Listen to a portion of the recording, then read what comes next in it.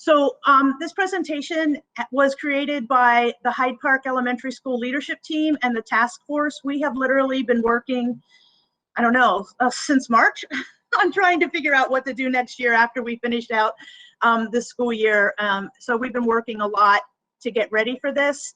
And every day things change. So as you know, so we are going to move forward. I'm going to share our agenda with you. So if you would put your questions in the chat box for discussion at the end of this presentation, that would be awesome. And I have people chat, they're called chat moderators, that are actually checking out those questions as they come in. We're going to give you a lot of information. So as the information is devolved, you will be able to hopefully have some of those questions answered, and then we will go and answer as many as we can. If we can't get through all the questions, I want to be very timely and keep to this hour. If I can't get through them all, any that are left in the chat box, I will type up answers to. Hopefully any of the questions we have today that aren't in our frequently asked questions paper, we will add that to that, so we will have an ongoing list of questions and answers for people. And I thank you for your questions. I've got some great ones that people have shared in emails to me, and I've tried to include everything as much as possible. So this presentation will also be emailed to all families by tomorrow. I don't know if I'll get it out today, but it'll be tomorrow. And so again, welcome. I appreciate everybody being here. It's great to see faces of staff and families from Hyde Park. We really miss you all.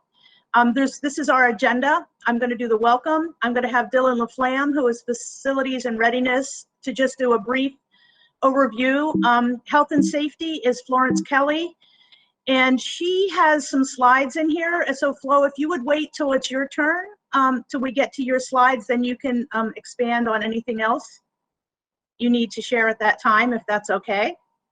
Also joining us are Superintendent Catherine Gallagher, Pre-K Director Janet Murray, LNSU Virtual Academy and 21C After School Coordinator Tommy O'Connor, Curriculum Coordinator, and I think some other folks from Central Office, maybe our HR person, and I'm not sure, but if I see them, I will point them out to you in this presentation. So the next thing we're going to do is I'm going to do the presentation. At the end of that, we will have questions and answers. And after the questions and answers, and I am going to email this document to you, there are going to be a lot of links to some important documents that we're receiving information daily, sometimes hourly, and we're trying to get it out as quickly as we can. But again, it gets confusing, so I think we have a lot of those most important links in one place. So next slide. So I'm going to talk a little bit first about our daily routines at Hyde Park Elementary, and there's going to be a lot more details down the road in this presentation that will go into what's going on, but I just want you to see what our daily routines are.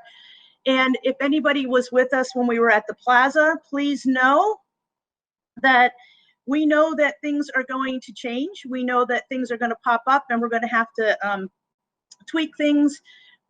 The best way we can do that is if you communicate with us so we know what we're doing right, what we need to fix. But for right now, this is our plan, and we're gonna stick to it until we figure out if we have to do something different. So first of all, walkers are going to be coming into the building, and walkers and drop off. So if they're coming in, children are coming in cars, or if they're walking to school, we will be meeting them at 7:40 to 7:55. Now there's more details on this coming up. At 7:55, the drop off and walker window is closed, and all vehicles who do not arrive at this time will need to wait till 8:10 drop off window. Again, more details. At 8 o'clock to 8:05 is when our buses arrive, and students are then dismissed to class, to the classes at that point from the buses. The children that come in at 7:40 will go directly to their classroom, and their classroom teacher will be waiting for them. At 8:10 approximately, we will have breakfast, and then there's a time for kids to get organized. The teacher can, check some work, or they can just visit for a little bit. At 8:30 to 9:15 is going to be our morning meeting. And at our morning meeting, We hope to have, like we did during the time we were out remotely, where a morning meeting will be the whole grade level or the whole classroom. We'll get to meet together 4 days a week virtually from 8:30 to 9:15 for a morning meeting. 9:15. Excuse me, Reilly. This is Janet. I think Jen Hulse is trying to get into the meeting. Is she able to just get in herself, or do you need to let her in? I can't. I've got to let her in, and I've got to scoot out of this. Hold on. Okay, thank you. Just a second. I've got to stop presenting to do that. I can't see Jen. Okay. All right. I will keep trying to help her out. Sorry. Okay. Well, I guess I'll have to stop periodically. I'm going to stop after every slide and go back and try to admit people who are coming in, because can you still see me presenting? I'm going to stop presenting, and I'm going to have to go back to presenting again. Okay, so anyhow, 9:15 to 2:25 is our regular school day. I'm going to go over a little more about that in a few minutes. 2:25 to 2:40 is pickups for the children that are coming in who are being picked up by families. 2:45, buses are loaded, and the after-school program students will go to their program. 2:55 to around 3 o'clock, buses will depart to go to Lamoille Union High School and Lamoille Union Middle School. So that's just like a down and dirty quick overview. So this is the drop-off. And the way we're going to have folks come in is we're going to do all the screening and the health checks right in the cars before the kids get out. So when you come in the morning at 7:40, we'll get a line of cars. We have 5 screeners. It shouldn't take more than a minute or so. If people have their paperwork ready, it'll be quick. Check the forehead, the kids get out of the car, and the next 5 cars will line up. Reilly, I just want to note, at least from my end, you're no longer presenting. Oh, sorry. Let me go back and try to do this again. I'm wondering if it'd be helpful if I presented, since we're going to, I can, I think. Can you? I think I can, and since we're not doing the questions till the end, I could still do chat moderator at that point. Would it be helpful? Yeah, let me that see would if be I very can. helpful. And then I can let people in. I messed it up when I got out of it. Sorry, guys. You're not seeing the beautiful slide of our school with the way to drive in. Oh, it's gone. Jacinta Raboyne made it for us. It's just absolutely fabulous. Erin, okay. Fabulous, Erin. Can you see it from there, and I'll hit present? Yep. All right. And we are on the slide. Which slide? Go back to the slide you think we need to go on. There we are. So the first car drives in. 5 cars, we check them, they head in.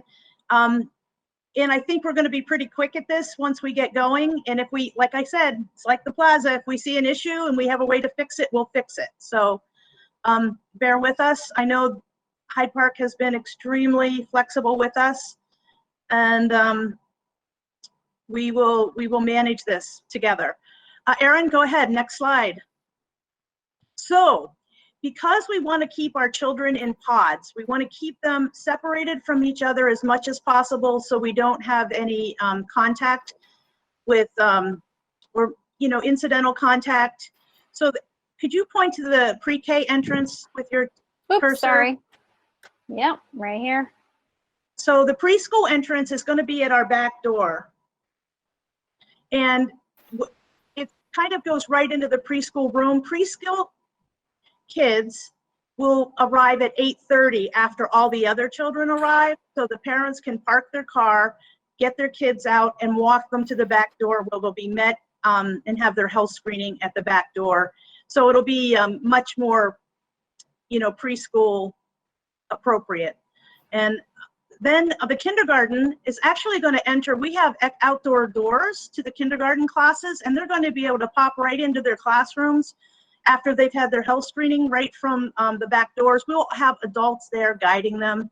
So we have enough staff that we're going to make sure that everybody is escorted or is all set to go safely.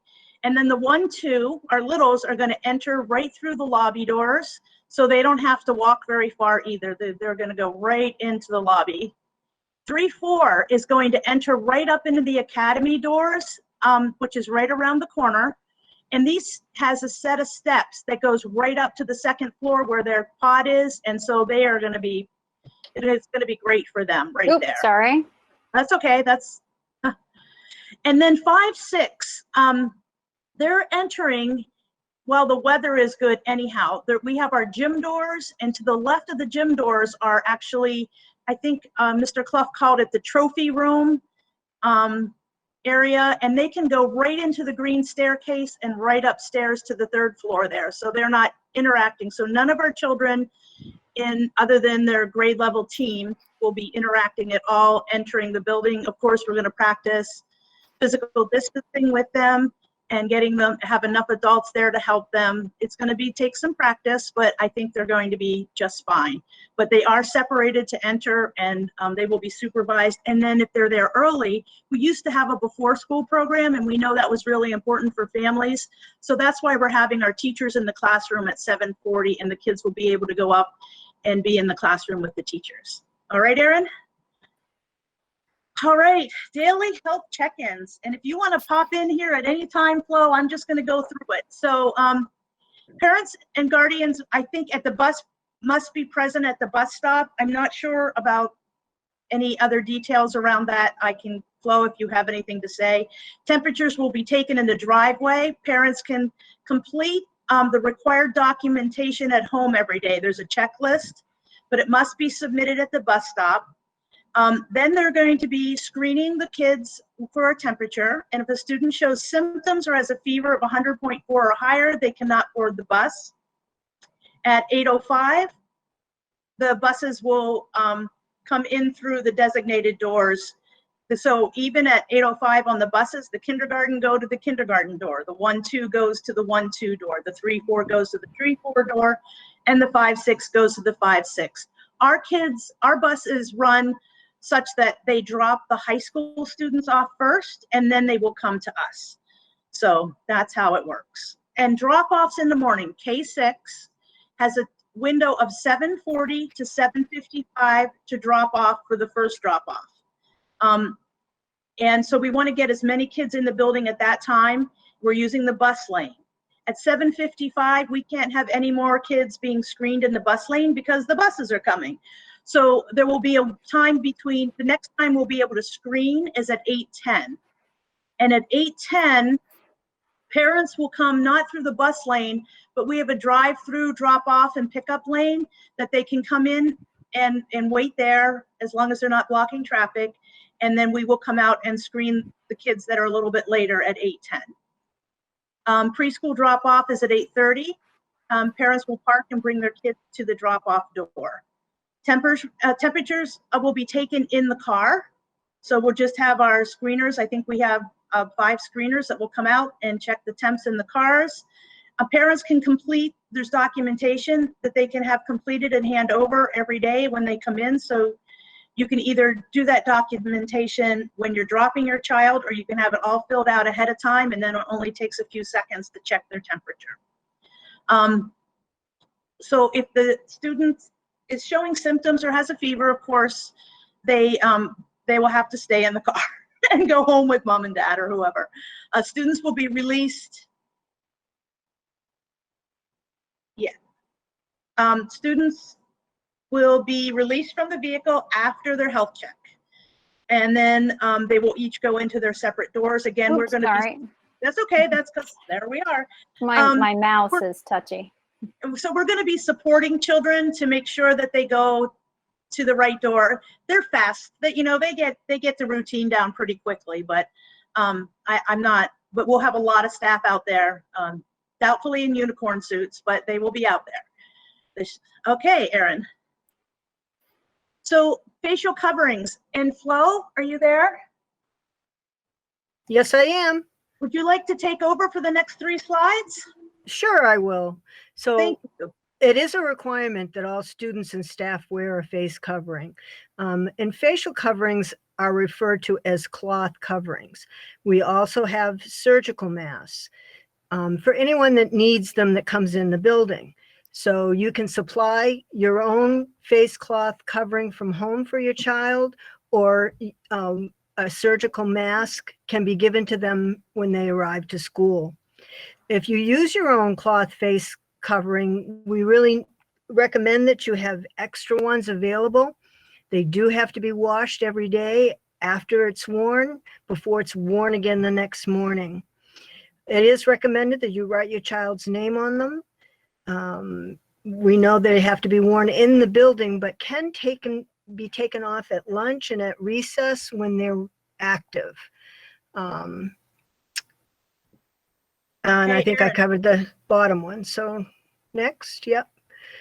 So when I talked about them having to be washed, the cloth face, they need to be fit well. And so things like bandanas and scarves don't fit well.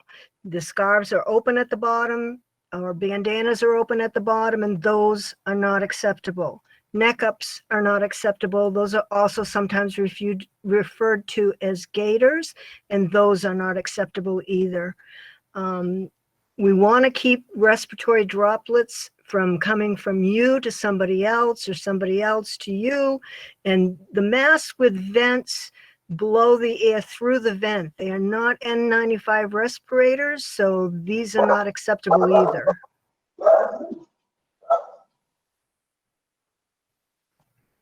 So when masks are on your face, you shouldn't touch the outside. You don't want to share your mask with anybody. You want to handle it by the loops of the strings of the ties. So if you're wearing it, you want to wear it by the loops of the ties. You want to handle it only by the loops and the ties. When you take it off, you want to take it off, fold the corners together from the outside in, and then drop it into a container that you might have. So handling it by the loops of the ties is the way to go. And when you have it on, or you're removing it, you don't want to touch your nose or your eyes either. I think I covered everything there. Yeah. Oh, okay. Good. And I might just add a comment from the prior slides with regard to the health screens. I just want to quickly say that the new changes were that we are relying on parents in our community to conduct these health screens. And what the daily health screen or the daily health check consists of is responding to 3 or 4 questions. Have you been exposed to somebody diagnosed with COVID-19? Have you been near somebody who is quarantined with COVID-19? And have you traveled out of state in an area where there is a high virus population?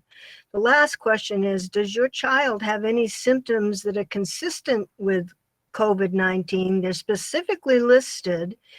And if they do, they need to stay home. We're trying to keep sickness out of the school. So if they're feeling ill for any reason, or especially if they have symptoms consistent with COVID-19, they should stay home. Our policy with regard to temperatures of 100.4 as a fever are not changed. That's the same, and it's the same recommendation moving forward. Thank you very much. And we'll keep you on here as long as we can till in case there's questions. So breakfast and lunch. So school provided meals will be delivered to the classroom. We did this at the plaza. We can rock this. The food is brought to the room. You all set? Oh, yes. I'm unmuted. Can you hear me? Erin, can you hear me? Yes, I can hear you. Yes. Okay. So all right. So school provided meals are delivered to the classroom. And like I was saying, we did this at the plaza. We have this down pretty good. So the food will be brought in. The students will eat all their meals and snacks in the classroom. Students can bring their food from home for breakfast, lunch, and snacks. We will not have microwaves or refrigerators available at this time. We never have had refrigerators available for kids at Hyde Park School, the current one, and microwaves. We can't do that this year either. And students may not share food. And I know kids love to share their food, but we just try to remind them that they can't share their food. And hand washing will occur before and after eating. So we have free and reduced lunch applications, and they'll be available soon. They'll be on the website, and we usually mail them out also. But we are no longer able to offer universal free lunch, and your accounts can be paid online, or you can send funds in. Ordering lunches, from what I know, is now going to be done on a weekly basis. So it's going to be like you're going to get a menu, and you are going to get to order a week in advance. And there's also more details about that coming pretty soon. And parents will be able to pick up their meals for days students are remote. So those details will come too.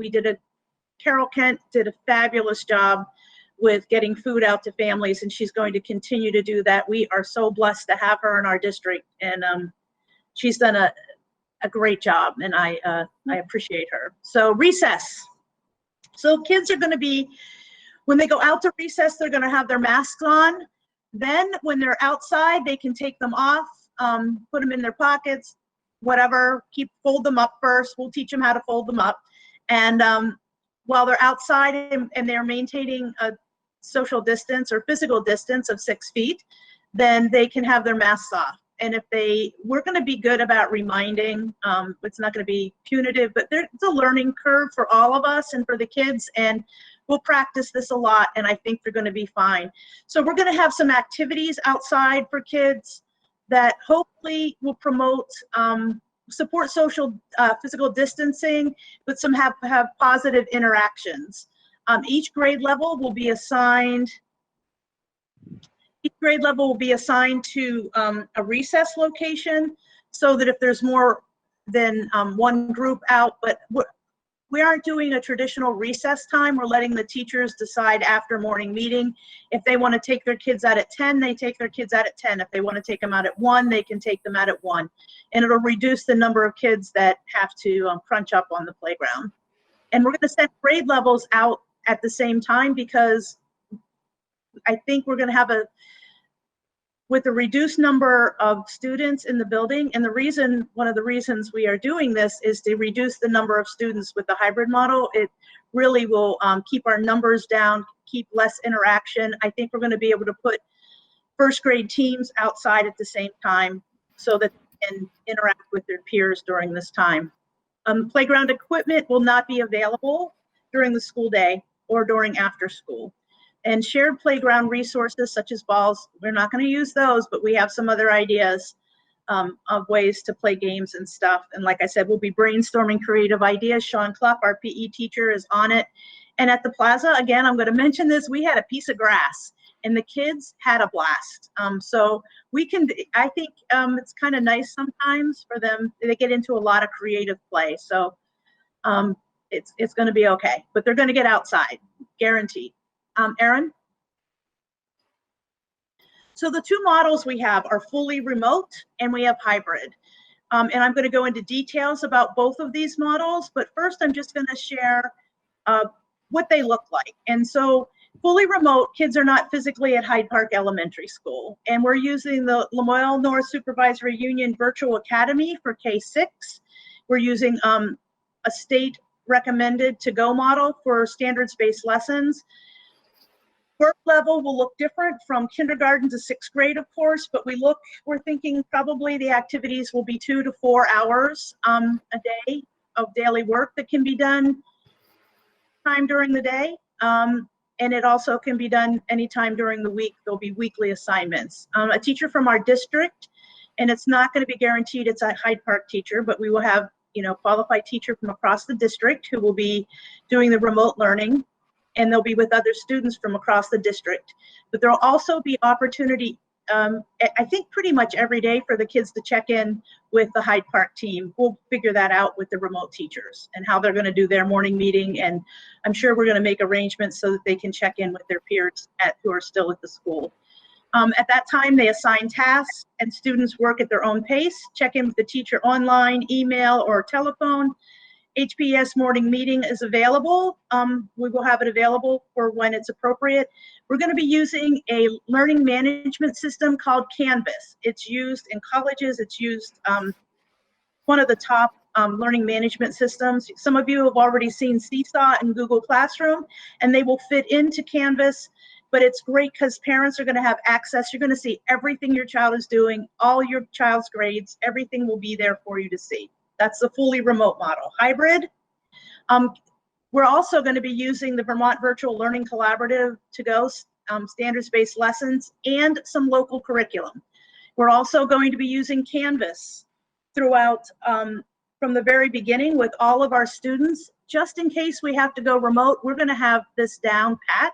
We're going to know what we're doing so that if for any reason we had to leave the building, teachers are going to be all set with the curriculum. They're going to be all set with the learning management system. Parents are going to be able to understand how to interact with this before we're in a stressful situation, if that situation does happen. Oh, sorry. That's okay. One more line.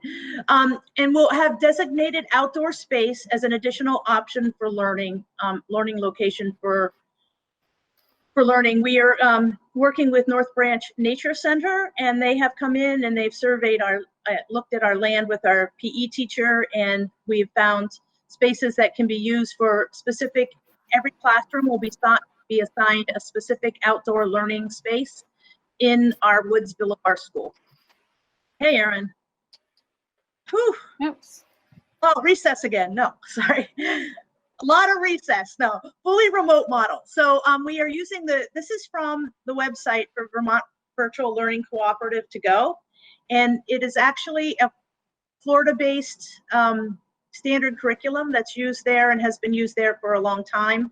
There's a lot of details about the Vermont Virtual Learning Cooperative that you can check out online. It is recommended by the state. It's being used across all school districts in the state. Not all, but a lot of them. So anyhow, so basically it's the amount of time when a child is fully remote. You'll say it says 3 to 5 hours per core course. Now we have to remember we're talking K-5 here for this. So of course, a course is literacy, a course is math, a core course is social studies, and a core course is science. And then there are other options for specials, but I'm not going to get into that specifically because I'm not sure what that's going to look like through our virtual learning. I know they're going to have access to specials, but how that looks may be different. But so they're going to have 3 to 5 hours per course. So when you run that across the whole week, it's really not, you would have 4 courses. So they're going to have 4 courses that'll be 3 to 5 hours per week. The number of assignments are 2 to 4 per course. And then, so they will have that across for each course, which I said there's four courses, and that'll go across the week. And then the learning activities are computer-based, class time. There's going to be collaboration with classmates. There's going to be videos. There's going to be games. There's all audio clips. There's going to be all kinds of learning activities that are virtual. And then there is also connected with this hands-on worksheets that will be projects and other things that will be done. Alrighty.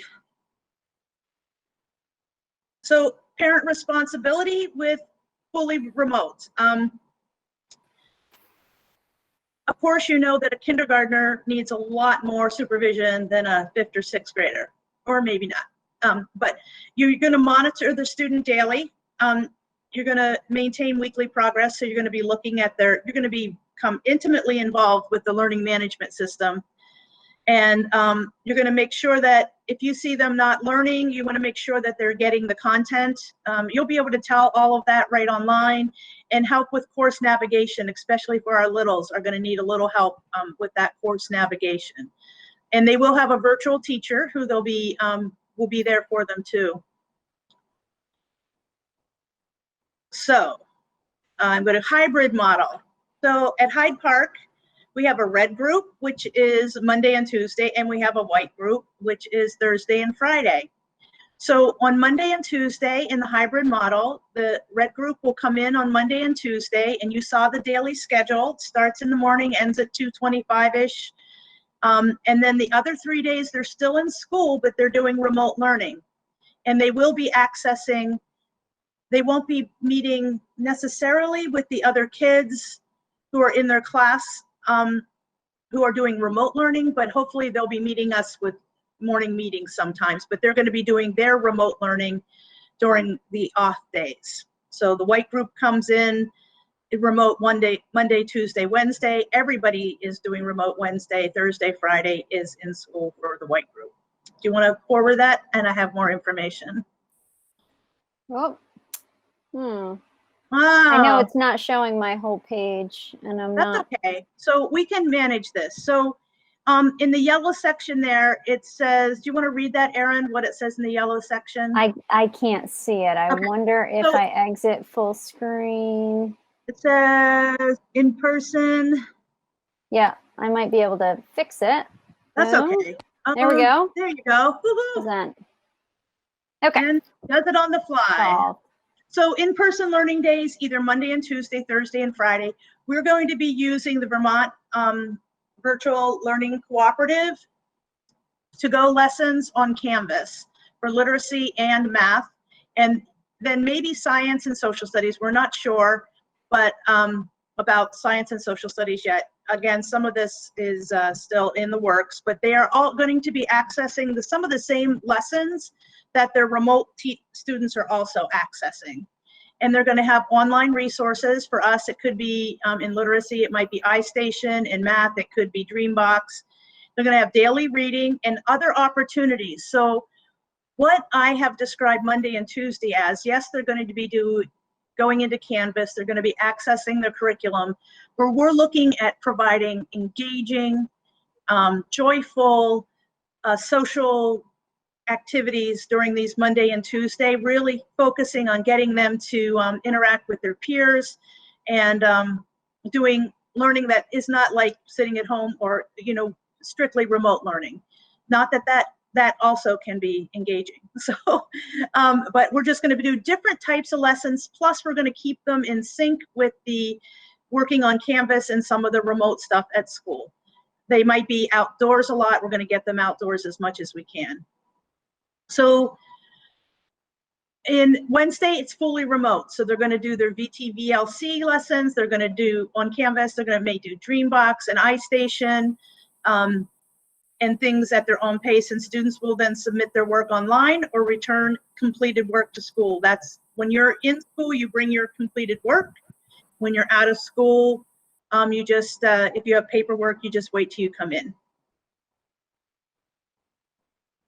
So next at home learning days are, you will have an optional morning meeting. So we're going to have morning meeting Monday, Tuesday, Thursday, Friday, and every student is can come into those morning meetings every single day that they want to, if they're in the hybrid model, and it'll be based on when it's appropriate in the remote model with their program. So again, they'll have their to-go lessons. They're going to have daily reading. They're going to have other literacy things. They're going to have math, to-go lessons, and then other opportunities.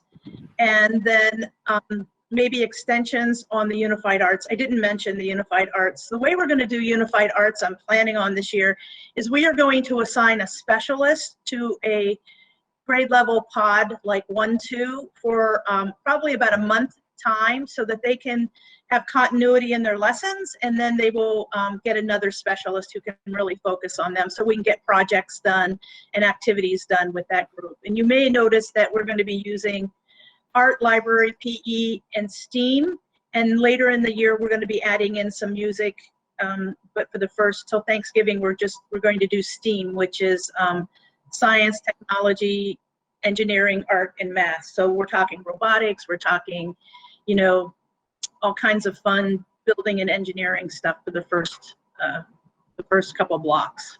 Okay, Erin. Oops. Thank you. That was the first half of the hybrid model. Continued general information. Outdoor learning is promoted. So here's the key. Flip-flops, it's going to be tough. You need to have your kids bring sneakers on the days they're in school, and layers appropriate for the temperature and weather. So what I want you to do is make sure that they have sneakers at school at all times so that they can go outside and we're not worried about them getting thorns in their toes or stuff. Mud boots are always good to have hanging around too at school. They're going to have their lockers, by the way. Everybody's going to have their own locker. So in the remote model, there's going to be activities assigned by the teacher. They're going to continue to work at their own pace and bring stuff in. And we're going to provide devices and school materials that need to go back and forth to school. Also, for all the hybrid model kids, you're going to need to bring your device back and forth to school. Okay, right along. Dismissal. Dismissal for walkers will be 220 or 225 to 240. Walkers and students who are picked up will be dismissed in small groups. We're still trying to work out the details of dismissal, but we know that we need to have everybody out of the bus lane by 240 so that the buses can come in and grab our kids at 250 to take them to the high school. They pick up the high school students right around 3. All right, frequently asked questions. We had, I sent out something called frequently asked questions, and there is a link to that, and please put your questions in chat and they will be answered. I guess my chat moderator, we only have 5 minutes with Flo, Dylan, and Kat. So if you could bring up those questions first. Okay. So Jamie asked about, can you address for siblings being dropped off at different doors for their car screenings? Okay, so no, they're all going to get dropped off at the same spot and then go to their different doors. Excellent. So we're not going to drive up and drop them off at different spots. We're going to go pull them right up to the end. We're going to screen them all, and then they will be walking. If it's a kindergartner, they'll go to the kindergarten room. It's 1, 2, they'll go to their room. So yeah, that's how it'll work. Next question from Heather Perkins. For mask wearing, could they be attached on lanyards? The answer to that is no.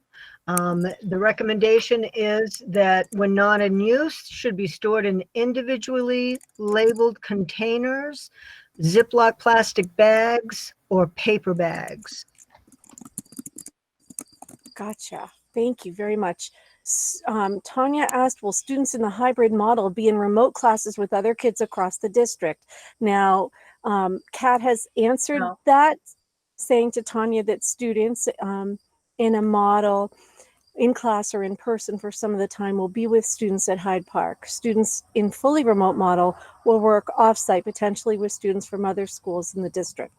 So that makes sense? And I believe there's going to be times for them to connect with Hyde Park students, yes, but they're going to be actually having an opportunity to work with kids across the district, which is pretty cool. Thank you. Kim Bruder asked, will the kids be responsible for bringing Chromebooks to and from school? Yes, they will. Actually, it depends. K4 will have iPads. Okay. Evelyn Green asks, if students choose a remote option, will they be provided with an iPad or a Chromebook? Yes. Okay. Now I have to check and see if there's any more questions. There's Heather Perkins asked about what are the parameters around a 4-day-a-week option? So we have to see how many kids come in, how many kids we're having actually in the building, and then we have we'll be having team meetings to see if there's any children that need it for the exceptional needs that need to have a placement, and then we'll go from there and we'll satisfy as many people as we possibly can. Excellent. Danielle Brown asked, can you advise about third floor air conditioning? I know there has been issues with it in the past. Will fans be allowed? Dylan. That's good. Good evening, everybody.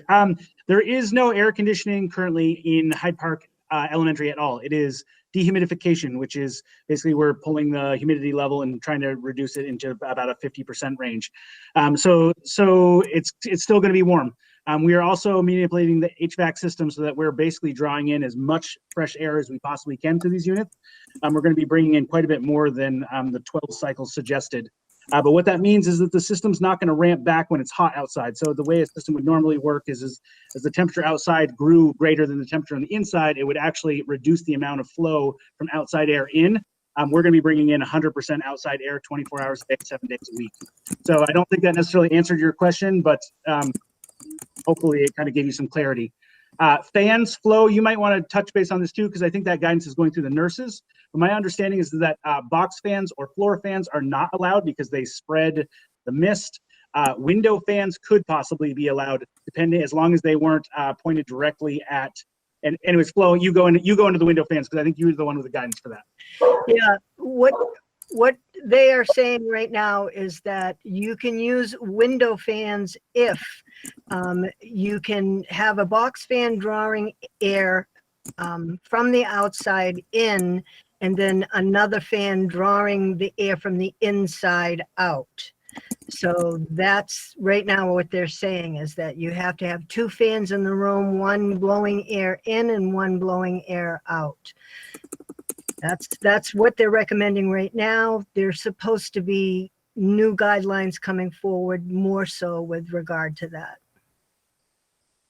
And I have a feeling that Lynn, go ahead and speak to this, but oh, so I was just going to say, I think the guidance, the reason why they're allowing that is because a lot of school buildings in the state of Vermont actually don't have operational HVAC systems.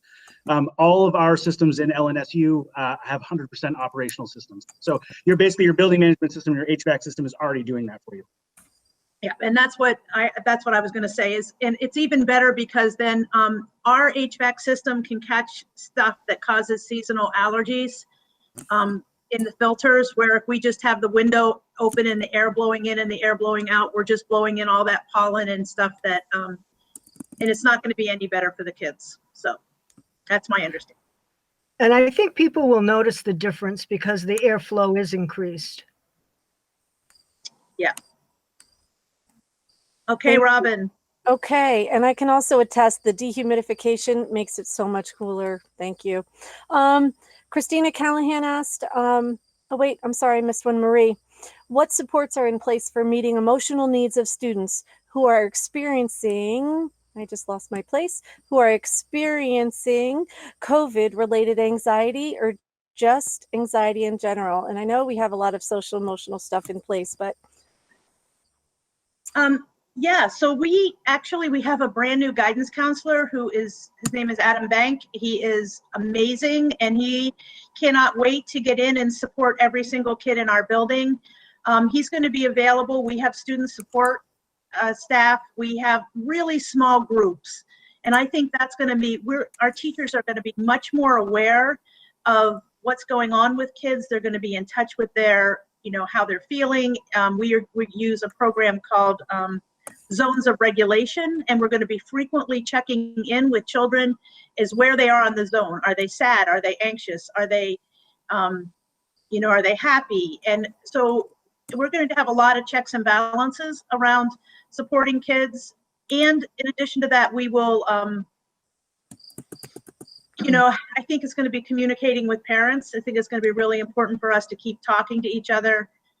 Yeah, Kat, go ahead. So I wanted to just add to that. We also have sort of an overarching relationship with the Restorative Center, with Healthy Lamoille Valley, with Lamoille County Mental Health. And we have one of our school counselors who works at Johnson Elementary School, sits on the counselor statewide task force and is recommending ongoing social emotional sort of programs for our students. So the restorative work will obviously continue and focus on building relationships, building safety, and a feeling of inclusion and equity for all of our students. And we will pull from Healthy Lamoille Valley and Lamoille County Mental Health as we need and should. And Kat and Diane, I would also offer that we're also providing some training for teachers around social emotional learning through local providers as well as some national speakers. And I know there's a group meeting also on how we can continue that type of PD to help the helpers. As a matter of fact, our staff went to a Harvard training this before this in the summer, and our focus is on how we can have more effective social emotional learning in our building. So we have a whole team of people that are working on that full time, not full time, but are working on it. So it's in place for our kids. We missed a couple questions. Yep.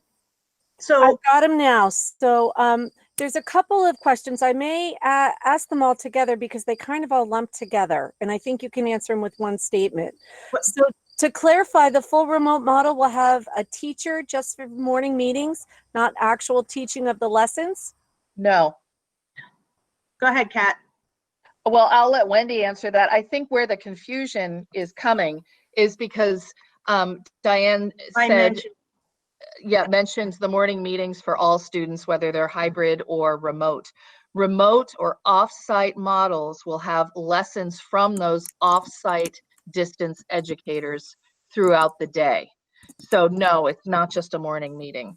Yeah, that's correct, Kat. I did respond a little later, though, that you know, the full-time remote teachers will have their own schedules that will mimic in some ways the hybrid model of content, assignments, one-to-one, small group discussions. And I think that is what was a little confusing. Diane is going to try her best to make sure that there is a connection with their Hyde Park peers in the event they are with students from across the district. But again, the full-time remote learning experience, there is a teacher that is with them for that entire experience. Great. Thank you, Wendy. Any other quick questions for Wendy, Dylan? There's a question about the schedulings. More, it's all scheduling and food program right now. So will the food program deliver meals to remote learners as I had prior, and either with free and reduced or paid lunch accounts? So they'll be picking their food up at school. So I guess to clarify, is that for 100% remote as well as 3-day remote hybrid? Yes. Okay. You might have more information, Kat, on that, but I know you need to get to your other meeting. Thank you for showing up for us. We thank you for supporting us and having 2 meetings tonight. I know they start at Johnson at 5:30, so we really appreciate you. Thank you. So there's more. I see one that might actually be good before Kat goes, and that was one from earlier up that said, are kids locked into the choice they choose for the entire year? I feel like that'd be good to get Kat's input before she heads out. Thank you. And right. Well, what I will say is that we need to show the maximum amount of flexibility. I mean, if we listen to what the governor said yesterday, K-5 will be back fully in person after 2 weeks after school begins. I don't believe that is going to happen because we are seeing, we saw 11 cases yesterday, 5 today. After having a relatively flat cases identified, we have people moving in from out of state to attend our colleges. So I don't know that we're going to be able to do that. If we are ordered to do that, then we will have students who have chosen the hybrid model to continue increasing their time in school, 4 days, 5 days. If people have chosen fully remote, we have to imagine that they will have the flexibility to continue that because we are staffing for that. And the responses I've gotten from the Secretary of Education, Dan French, says we will obviously have to use flexibility. So I think that there will be flexibility and there will be options, and we will look at that as we see it. This is not a black and white answer, unfortunately. Yeah, and I would just add that, remember that as early on, if any of our students are struggling, be sure to, touch base with the teacher, school administration, school counselor, because we still will be following our system of supports and problem solving. It might not need a complete change. It may be just tweaking some part of the program. So make sure you explore those options as well. And the last thing I would say is that we are going to look at our model, unless we're ordered to do it earlier, we will be looking at what our plans look like in 30 to 45 days. If the health modeling is favorable, we will turn the spigot more. If it is not favorable, we will go the other way. So again, unfortunately, we have to look at, well, not unfortunately, I think it's a reality that we need to look at what the health modeling is suggesting would be best for our schools to do. Thank you. Okay, thank you very much. And Thank you. Yeah, Janet Murray had to scoot out too. She's our pre-K person. She has done an amazing job at supporting us in getting pre-K up and running because it's all different regulations. Hi, Deb. Good to see you. See you, Janet. Thanks for being here. I'll answer this question that came up about pre-K. All right, so we've lost central office and now it's just us. Let's keep going. And All right, Wendy's. I have a question back from 5:11 p.m. Do families get to choose which 2 days students attend school? We're going to put everybody in the 2 days, that as many as we can. And it looks like, from looking at what I've seen so far, which I only probably have about 80 kids so far, it looks pretty balanced on what days they're choosing. So we'll figure that out. For the most part, we will always put siblings together, and we're going to match up, if you choose to have siblings match with 7th and 8th graders and high schoolers on their days, if possible. Excellent. Okay. We talked about the food program already. So then that was Christina's question. When will we know if siblings will follow the same schedule as their older siblings? So that's follow-up question, it sounds. Yes, we can do that. And it's easy for me to line up the middle school kids right now because I know 7th grade is on Monday, Tuesday, 8th grade is on Thursday, Friday, unless you do not want us to line them up with your older sibling, and then we will not do that. But that's going to be our, oh, okay, I'll answer, seeing these things pop up, and I will say. Yeah. Reilly, I think she was looking for a timeline. Do we have a timeline at this point, or like, are you able to speak to time at all about when people will know that? So I won't even have all the applications until Friday. And I will look at them over the weekend, sort things out.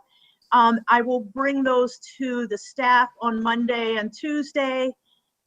Monday we have in-service, but I hoped I'll get it done as quickly as we can, probably by midweek or Thursday of next week.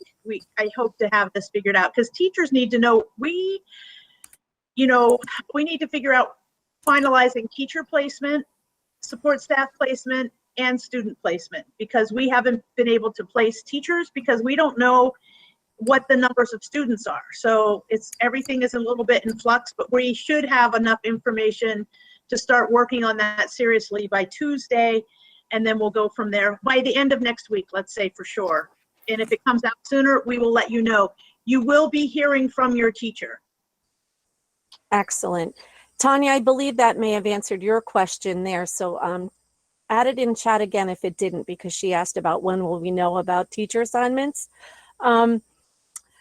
Jeremy Allaire has asked about, is there anything for children that both parents are full-time essential workers? Can those children go full-time in school?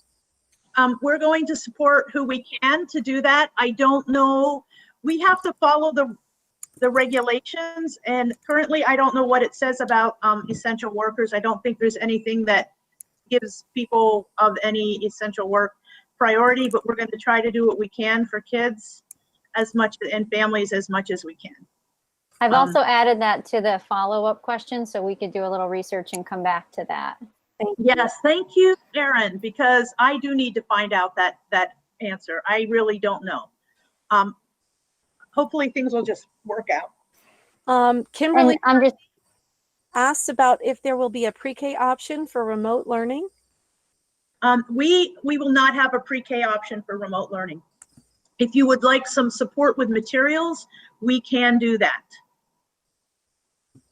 Liza asks if there is a sub, or who's the sub for Katie in 5th grade? Okay, so yes, there is. Katie Crosby is going to have a baby any day now. I hope. I hope it's not too long. And you heard me mention music. Our music teacher is a licensed elementary school teacher who has taught in 5-6 before. So Leslie Grant is going to be our long-term sub for Katie Crosby for the time that she is out. It feels so good to us to know that we have someone from in our building who knows our kids, who is a wonderful, wonderful addition to our building, and she's going to be taking over that role just till Thanksgiving when Katie comes back. Excellent. Do you know what group of pre-K will attend which days yet from Bambi Hoadley? Yes.